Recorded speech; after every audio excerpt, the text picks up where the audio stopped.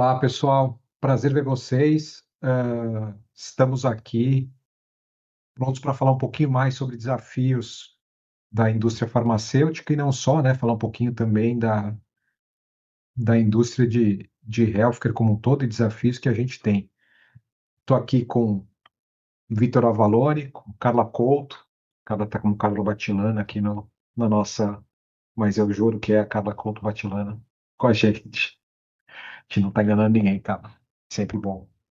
É, E aí a gente queria bater um papo com vocês hoje, discutir um pouquinho do que a gente vê de... Ah lá, agora sim, cara. O que a gente vê como tendências, falar um pouquinho das discussões recentes, discutir um pouquinho também algumas questões de projetos de lei que estão no forno e de coisas que podem, no fim das contas, mudar um pouco esse cenário, já estão mudando, né? O cenário que a gente vê hoje, uh, olhando ainda mais um pouquinho, sendo um pouquinho mais, entrando um pouquinho mais a fundo aqui, Digital Health, a gente vai falar um pouquinho também de AI. E aí, já passar direto, deixar Vitor e Carla se apresentarem, que eles vão falar muito melhor sobre eles do que eu. Cara, vai você primeiro, depois o Vitor se apresenta para dar um oi. Maravilha, obrigada, Gil. Pessoal, um prazer estar aqui.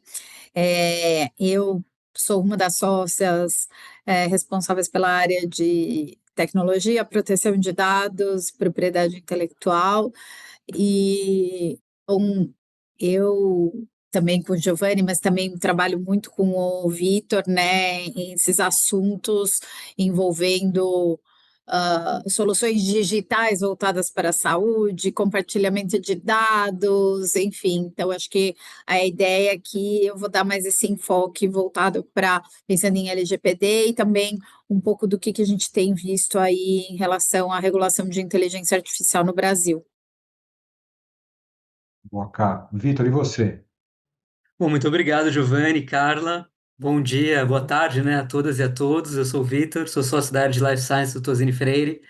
Trabalho especialmente com foco na legislação em saúde. É um prazer estar aqui com vocês para falar sobre saúde digital, as principais novidades regulatórias da Anvisa, com foco especialmente na indústria farmacêutica. E é sempre muito bom ver gente interessada nesse tema, que é bem importante tanto para a indústria quanto para nós todos como pacientes também. Então, como o Giovanni já apresentou, a gente vai trazer aqui uma visão mais prática, e jurídica, né, sobre os desafios e até oportunidades envolvendo digital health.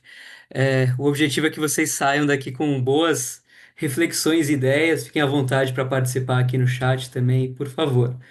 Eu vou começar com um tema. Vitor, vou te antecipar então. Já que eu sou um cara de compliance, eu quero saber de coisas diferentes aqui, não vou ficar falando só de compliance.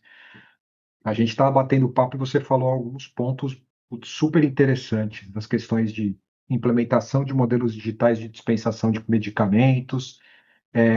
Pô, começa dando um chute nisso daí, mas ainda que sei que você vai falar de mais coisas, mas começa por aí para a gente entender um pouco e ver como que isso muda o cenário que a gente tem hoje, se muda ou não, e os desafios práticos que você vê disso. Eu acho que um tema bem importante nesse sentido, Giovanni, que é um dos alicerces da legislação sanitária, é a separação entre produto e serviço em saúde. Então, esse é um princípio bem central, previsto primeiramente na Lei 5991, que é uma lei super antiga, de 1973, e ela estabelece que a dispensação de medicamentos ela é restrita a farmácias e drogarias que sejam devidamente licenciadas, né? E aí também você tem o outro lado, o lado do profissional. Então, o Código de Ética Médica também proíbe que os médicos lucrem com a venda de medicamentos que eles prescrevem. Então, o objetivo dessas normas é evitar esses conflitos de interesse, proteger a confiança do paciente, garantir a melhor decisão clínica e que ela seja independente de interesses mais comerciais, né? E até por isso, as normas dizem que medicamentos só podem ser vendidos em farmácias e drogarias que sejam autorizadas, então, que tenham responsável técnico e por aí vai. Então, justamente por isso, não se pode vender medicamento em clínica, em consultório, em sites que não estejam vinculados a uma drogaria, com licença e por aí vai. Até existem exceções relacionadas a programas do governo, mas para a indústria a ideia é bem restritiva, vale para todos os canais, inclusive canais digitais, né? E também do lado ético farmacêutico existe essa restrição da independência do farmacêutico na dispensação do medicamento. Então, a indústria e as empresas envolvidas em todos esses modelos novos digitais precisam ter cuidado quando combinam, quando tem a pretensão de combinar prescrição, venda, cursos, educação, intermediação, todas essas funcionalidades, elas até têm, têm um funcionamento individual. Então, elas são lícitas, mas pode ser um problema quando você combina, de fato, tudo junto, né? Então, clínicas que eventualmente queiram vender medicamentos, plataformas digitais que venham integrar prescrição e entrega, é bem complicado. Então, é interpretar essas normas antigas que têm o propósito de existirem com os olhos de hoje. E aí também, nesse sentido, justamente a gente tem a norma de venda remota de medicamentos, que é a RDC 44 da Anvisa, que foi uma norma criada em 2009. Não existia, ou existia pouquíssima gente com smartphone nessa época. Quem tinha aquele BlackBerry, que tinha que fazer um plano próprio, era caríssimo, né? Então, imagina, a norma de venda remota de medicamentos foi feita essencialmente para venda por telefone, né? E para aqueles sites HTTP super tradicionais, nada de aplicativo, nada disso. Então, essa norma já esteve em consulta pública pela Anvisa, com propostas para flexibilizar esses requisitos, mas, de novo, a ideia é você garantir segurança, rastreabilidade, controle e por aí vai. Então, agora é um momento de revisão novamente, de uma outra iniciativa de revisão, já que o tema está na agenda preliminar de assuntos da Anvisa para o próximo biênio, 2026-2027, né? Então, essa revisão a gente recomenda que as empresas fiquem de olho, pode ser uma boa oportunidade de ter algo favorável a esses novos modelos, mas, de novo, é fundamental interpretar essa norma também de 2009 com o porquê dela foi feita naquele momento e com os olhos de hoje perante a segurança dos medicamentos e do paciente. Então, esses são pontos bem relevantes. E aí, Vitor, Então, só complementando aqui, aproveitando o Gio, complementando um pouco o Vitor, e a gente viu, assim, um número significativo, né, de negócios que envolvem esses modelos. Acho que hoje a tendência é que aumente ainda mais, inclusive por conta, né, desse boom aí das canetas emagrecedoras, remédios para emagrecer, e com a nossa crescente digitalização, né, que hoje é tudo na palma da mão, no aplicativo, com a possibilidade de você fazer teleconsulta, já obter uma prescrição e receber, né, e adquirir o medicamento, tudo ali na mesma plataforma, no mesmo aplicativo. Pode parecer ali um modelo de negócios perfeito, mas como o Vitor acabou de falar, ele encontra, sim, ali algumas barreiras, algumas restrições na regulação, e quando a gente olha também para essa parte de, dos dados pessoais, né, a gente também entra numa complexidade muito grande, porque você tem a consulta, então você, né, tem os dados da consulta, você tem os dados da prescrição, você tem o dado do usuário do que ele está adquirindo e do que ele, né, e como ele está adquirindo, tudo teoricamente num mesmo lugar. E aí os cuidados, né, quando a gente olha para esse, vamos falar mais em detalhe, mas a LGPD ela não só confere, né, uma proteção maior a dado pessoal sensível, né, no qual dado de saúde se enquadra, mas também ela trata especificamente de dado sensível de saúde, colocando ainda mais restrições. Então, sempre que a gente está falando de, né, combinação, serviço, produto, consulta, prescrição, a comercialização do medicamento, e entra aí no jogo, né, todos esses os dados, né, dos usuários, é muito tentador para as empresas quererem se beneficiar disso, porque é uma inteligência ali muito grande, né? Mas sim, a gente encontra bastante restrição na regulação e isso inspira aí muitos cuidados. Tá, e é bom, pessoal, porque a gente se reuniu para falar antes, mas isso não tem nada a ver com o que a gente falou. A gente tem, inclusive, a gente viu reportagens recentes, investigativas sobre isso e tudo mais. A gente discute muito no comparativo com outros países. Só porque a gente está falando de farmácia, você entrar na farmácia e repetir seu CPF em voz alta é uma coisa normal que você faz, como para a gente é dia a dia. Você chegou lá, vai colocar, você coloca isso daí no meio. Enquanto em outros países você falar sobre o equivalente é problemático. Você soma isso, prontuário do paciente, que a Carla comprou, quando comprou, de que jeito comprou, quanto que consumiu, marca, idade da Carla, vamos deixar a minha, que eu tenho muito mais, então a gente vai olhar para isso com outros olhos, hábitos, quem receitou, de que jeito receitou, qual marca. Como é que você vê isso? Então, como você falou, você tem uma complexidade maior, porque a gente não está falando só o dado pessoal, é, o CPF da Carla entrou ali. Está falando de um monte de coisas que, como você falou, é tentador, né?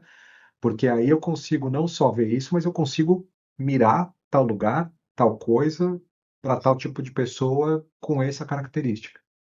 E aí, Gil, eu acho que a complexidade ela entra, né? E isso a gente já viu, inclusive a atuação, né, da NPD bem forte, inclusive nesse assunto das farmácias, né?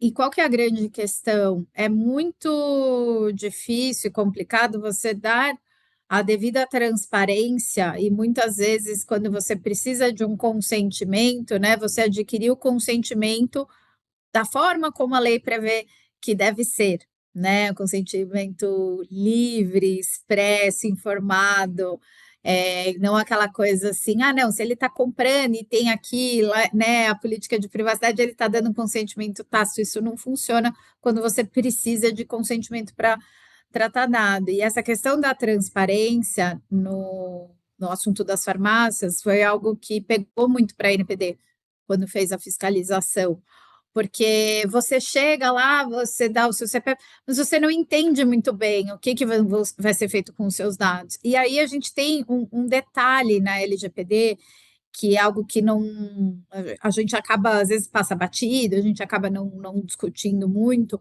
mas que é uma vedação específica na lei para uso compartilhado de dado pessoal de saúde, com o objetivo de obter vantagem econômica, a menos que seja ali estritamente para prestar, necessário para prestar o serviço de saúde, quando for solicitado pelo titular para fins de portabilidade ou para viabilizar a transação financeira. Então, a própria LGPD, ela já traz isso, olha, dado pessoal sensível de saúde, ela especifica, você tem essa vedação, você não pode ficar ali compartilhando com a finalidade de obter vantagem econômica. A questão é que aí entram mais complexidades, né? Em muitos desses programas, ah, não, mas eu anonimizo esses dados, porque na verdade o que eu estou querendo ali é entender um pouco o mercado, né? Obter insights, então é anonimizado mesmo. Como que é feito esse compartilhamento? Ah, não, mas eu tenho consentimento. A gente vive ouvindo, né? Não, olha aqui, eu fiz esse aplicativo, tal, eu fiz, olha aqui o meu consentimento. Aí você vai olhar e vai falar, não, né? Isso não é um consentimento para fins do que a gente precisa para LGPD, ainda mais quando a gente está falando de dado sensível de saúde. Então, acho que são essas pegadinhas, né? Esses pontos que a gente precisa avaliar com cuidado, e sempre que a gente tem ali um novo aplicativo, uma plataforma, né, um serviço desse jeito que os nossos clientes, né, estejam ali bolando essa construção, né, desses fluxos e aí desses documentos para dar transparência ou para obter um consentimento quando é necessário, são essenciais. Você já tem que pensar isso antes, né, de lançar o serviço.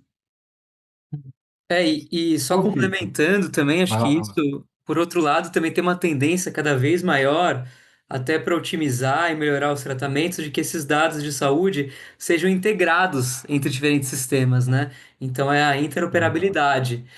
Para o benefício do paciente mesmo, né? Então a ideia é evitar exames repetidos, melhorar o atendimento, viabilizar pesquisa, inclusive pesquisa em tempo real, etc. Então existe essa tendência de integrar prontuário, padronizar dados, e aí, de fato, a LGPD e mesmo a lei, a gente tem desde 2018 uma lei específica de prontuários, né, que é a Lei 13787, que exige, que é inclusive bem restritiva e deixa claro que o proprietário do prontuário é o paciente, né, e não o estabelecimento de saúde e não a indústria. Então, a gente tem aí dois vetores contrários nessa tendência cada vez maior aí. Então, algo para se refletir bastante e chegar no meio termo, dentro Ô, do que é possível fazer.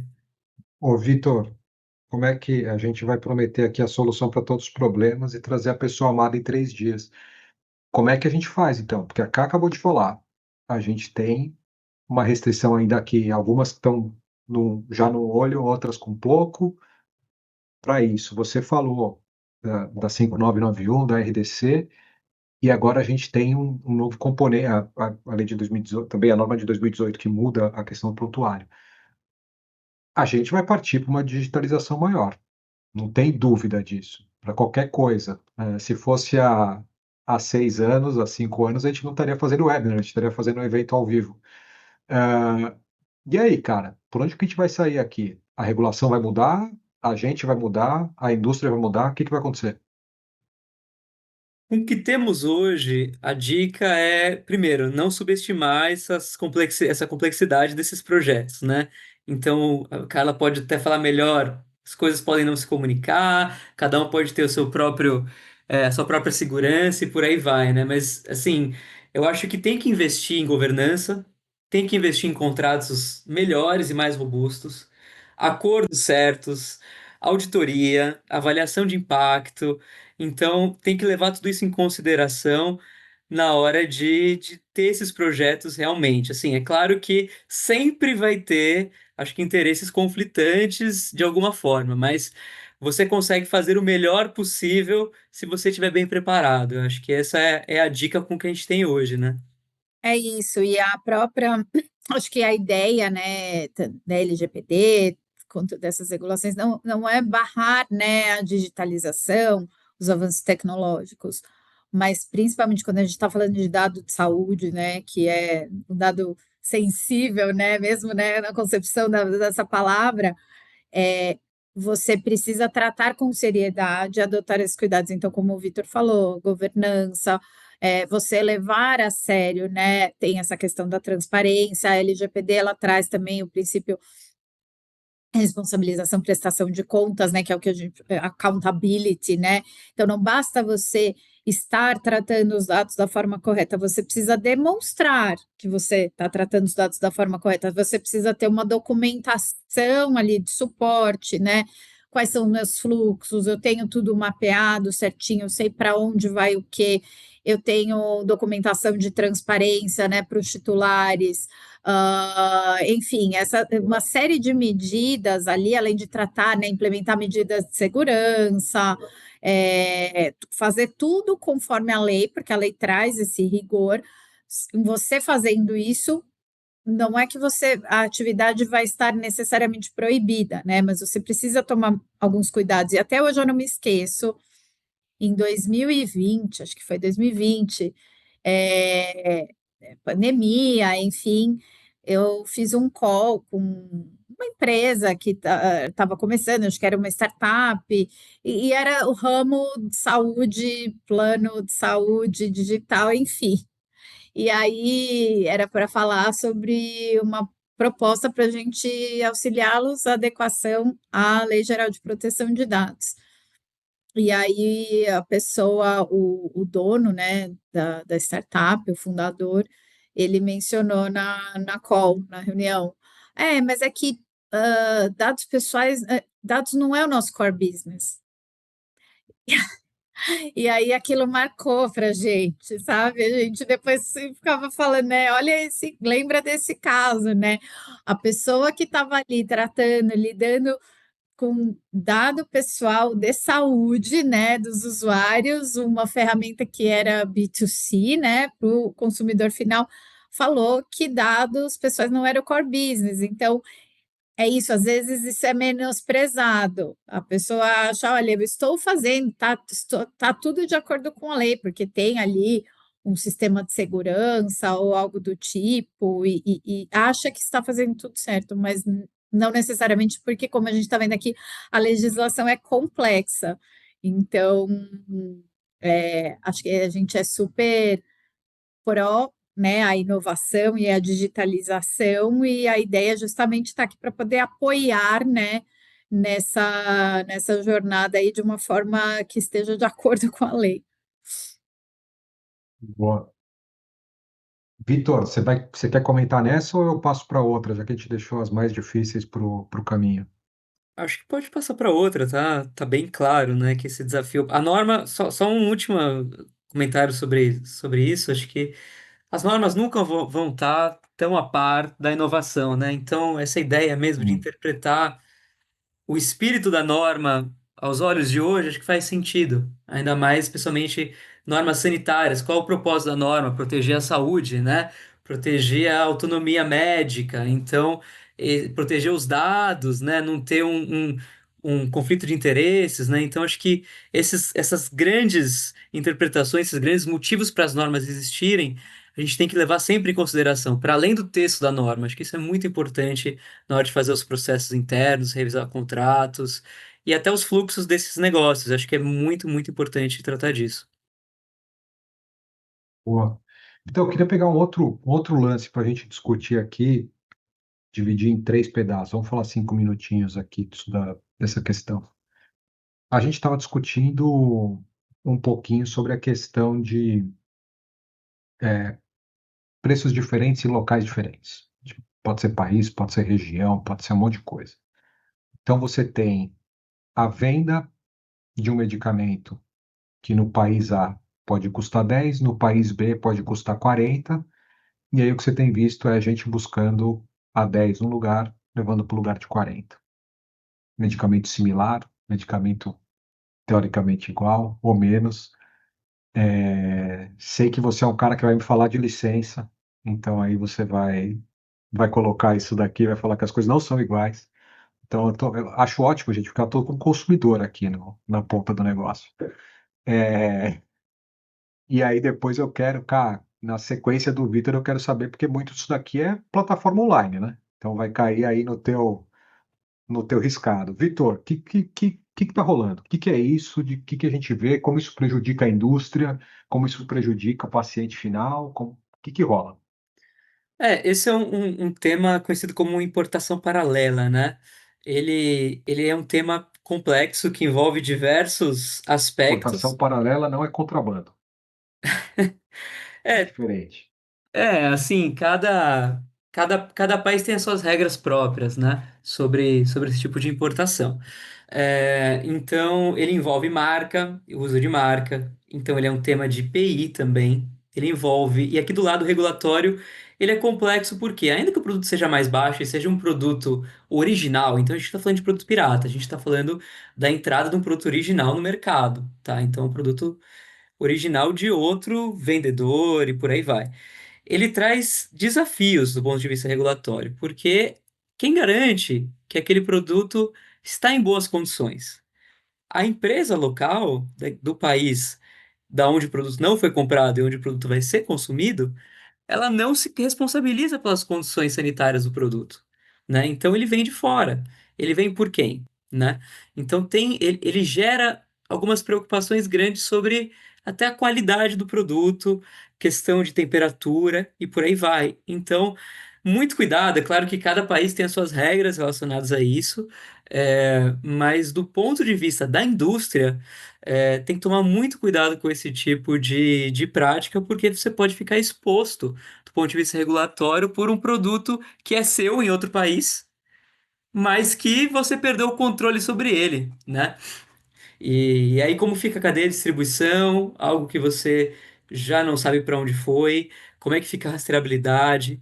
Então, assim, os contratos precisam prever isso, os territórios certos, para onde o produto pode ir, quem que vai recolher, quem que vai notificar. Acho que esse é um tema bem importante, ainda mais com questões de fronteiras cada vez menores, de comércio, de produtos globais, né?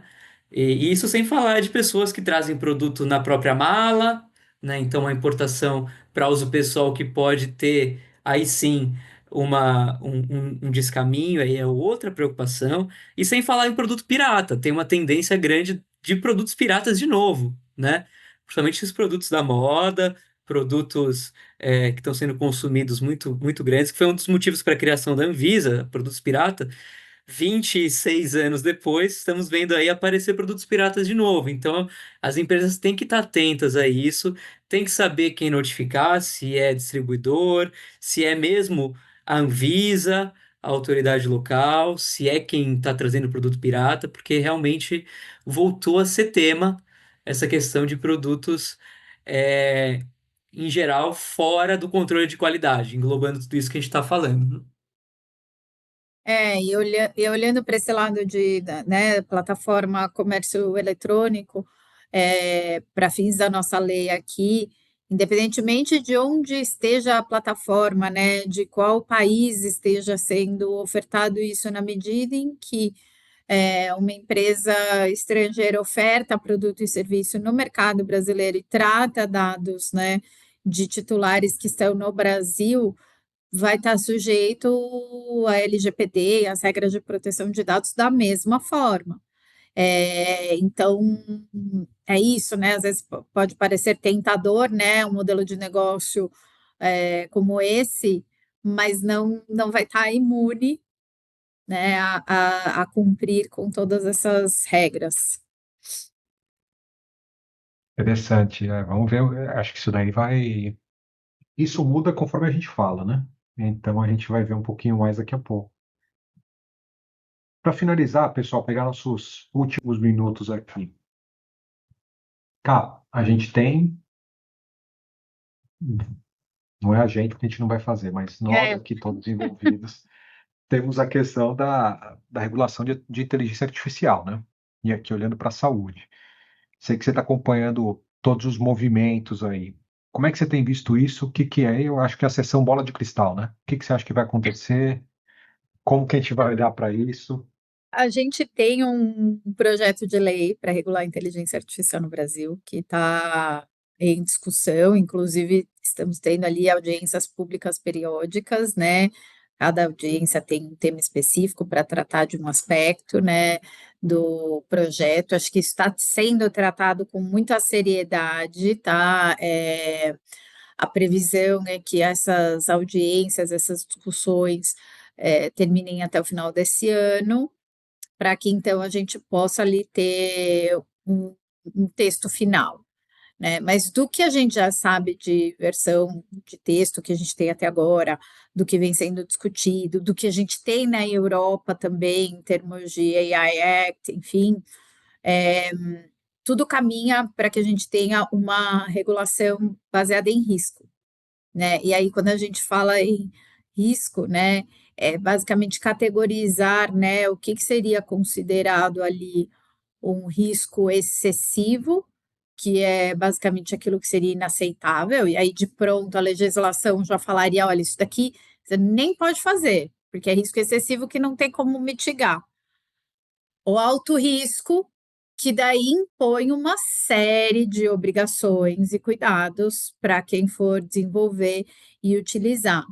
E quando a gente fala de saúde, inteligência artificial na área da saúde, grandíssima maioria, né, das aplicações acabam indo para o alto risco, porque você tem diagnóstico, né? Você de fato ali está lidando, são possibilidades muito interessantes da inteligência artificial na área da saúde, mas que também é isso, por estar lidando com a saúde, né, da pessoa, se você tem um diagnóstico errado, né, ou até mesmo por conta da natureza desses dados, né, que vão precisar ser tratados, você tem ali um alto risco. Então, o setor da saúde acho que vai ser um dos mais impactados com um futuro marco legal de inteligência artificial, mas a gente já está vendo na prática aplicações muito interessantes. Então, é,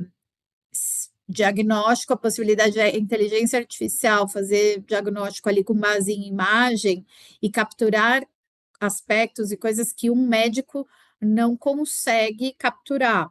Mas aí você tem a questão, tá bom, como que a CA está sendo construída?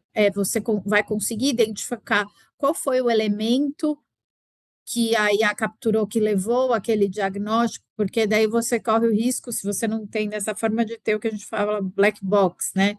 Você não consegue saber como que a IA está pensando, né? Qual que está sendo ali o racional por trás. E aí, quando você fala principalmente de diagnóstico, né, de saúde, você ter essa atuação do profissional da saúde, de fato, revisando, atuando, trabalhando em conjunto com a inteligência artificial, acho que essa é a ideia, não deixando que a inteligência artificial por si só faça ali o trabalho sozinho. Então, assim, acho que é uma das áreas que vai ser mais impactada. As possibilidades, por outro lado, são bem interessantes, né? E aí, falando para as empresas desse setor, da mesma forma como a gente falou em proteção de dados, independentemente da gente ainda não ter um marco legal de inteligência artificial, essa questão da governança e olhar para o uso da inteligência artificial já com esse olhar mais crítico e pensando no endereçamento dos riscos é fundamental, principalmente, né, para uma empresa de saúde que quer se beneficiar disso. Então, de novo, o potencial é excelente, mas olhar para esses riscos e pensar nessa governança já é algo recomendável.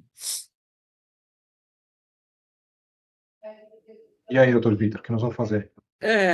A IA já é uma realidade na indústria farmacêutica, né? Especialmente desde a hora de desenvolver novos medicamentos para farmacovigilância, rastreabilidade, por aí vai, né? A própria Anvisa já anunciou também no ano passado que está usando IA para analisar medicamento, segurança de medicamento, registro e por aí vai, né? O que a gente tem hoje de norma? A gente tem a norma de software como dispositivo médico desde 2022, que é a RDC 657, que diz que quais produtos para a saúde são softwares, que são produtos que influenciam no diagnóstico, na prevenção, no monitoramento ou no tratamento, né? E esses produtos precisam ser registrados ou notificados na Anvisa para serem usados. E cada um deles tem uma classe de risco própria, a depender do risco à saúde. Agora é colocar a IA nesse contexto, né? E aí vai ser outro desafio, mas eu acho que tem muitas possibilidades aqui, identificar evento adverso em tempo real, ter tratamentos mais personalizados, automatizar esses processos regulatórios, como eu falei, apoiar as decisões clínicas, como a Carla falou, e essa norma de software também está para revisão na agenda regulatória.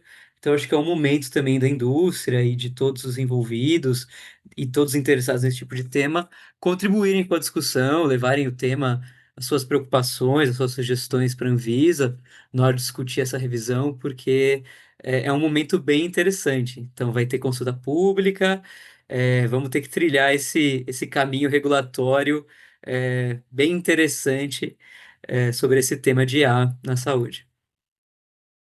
O nosso sistema, a gente tem muito isso, né? Primeiro que você estava falando que a história é cíclica. 26 anos atrás a gente começa com um produto pirata e volta a falar hoje, depois de um tempo. E segundo que, cara, da natureza do nosso sistema, né? Você tem um sistema, como a gente fala, um sistema baseado em códigos e leis e um sistema baseado em casos. Sistema baseado em casos, geralmente o caso acontece e a partir dali ele vira um precedente. Nosso sistema é diferente, pessoal. Ele é, a gente tenta se adaptar, como o Vitor falou, olhando com as lentes do passado para leis que não se aplicam exatamente ao que a gente tem, essa é uma. E a segunda é essa participação efetiva na legislação, né? Que a gente consegue olhar para que saia a melhor legislação possível. Porque muitas vezes o legislador não consegue entender sobre tudo, né? E aí a participação da indústria ela é muito importante, porque ela traz a prática do dia a dia, os potenciais efeitos.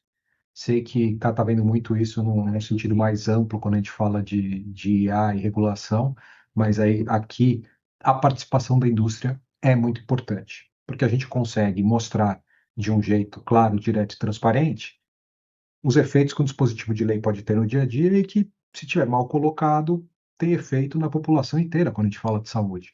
Então, essa é a hora efetiva de participar, né? Agora é um bom momento para colocar as razões, colocar ali, a gente tem um processo legislativo, como a Ká falou, que você tem diversas consultas públicas, então é hora dessa participação de fazer com que saia a melhor lei possível, ou leis, né, dependendo do que a gente está olhando, né, para essa questão. Gente, ficamos dentro do tempo, que é uma ótima notícia. E segundo, que adorei ficar aqui com vocês. Cá, Vitor, foi ótimo. Gostei muito aprendi muito. E acho que é essa a função de você ter um grupo que discute temas de uma indústria, né? Que a gente fica aqui debatendo o tempo todo e vai trazendo temas novos a todo momento. Então, espero vocês no nosso próximo webinar de farma, de coisas que a gente traga do setor e de novidades, tendências, quem sabe? A gente pode falar depois de compliance, gente, a gente nunca sabe. A gente pode ver aqui o que acontece.